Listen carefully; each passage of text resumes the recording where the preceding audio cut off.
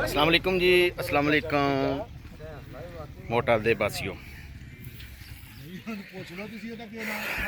जैसा कि तुहानू सब नू पता सी कि मोटा तू शामपुर रोड जड़ा बारिश की वजह तो टुट गया सी। जड़ा इधर आने वाला रस्ता मोटे वाले जाना उधर तो शामपुर वाले इधर आने वाला रस्ता मुनकता सी। मुनकता रस्ता है सी, लेकिन है कि गड्डियाँ दुश्वारी होंदी सी, छोटी गड्डियाँ बड़ियाँ गड्डियाँ जैसे मोटरसाइकिल ट्रैक्टर वगैरह या कोई भी दूसरी गड्डी तो उन्होंने दुश्वारी होंदी सी। अज माशाअल्लाह सारे भाइयों दी जिन्हों ने फंड वगैरह जमा करवाया और जिन्हों ने कोशिश वगैरह की, उन्हों दी कोशिश के नतीजे बावजूद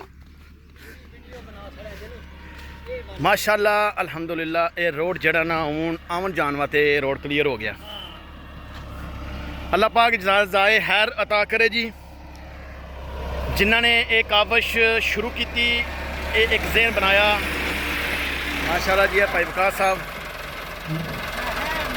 सुबह के माशाअल्लाह लगे हुए ने। अल्लाह पाक आने वाले तमाम भाइयों नू इस चीज़ का सिला दे माशाअल्लाह जी। हुण असीं कह सकते हैं कि हुण साडा रोड बिल्कुल ही जड़ा ओपन हो गया वे, छोटी गड्डियां वास्ते वड्डियां गड्डियां वास्ते। हुण कोई राबता कोई आन जान वाले गड्डियां दा किसी चीज़ का कोई इशू नहीं है भी। शामपुर तो टांडे तो गड्डियां इधर उधर जा सकदियां ने ईजी तरीके नाल।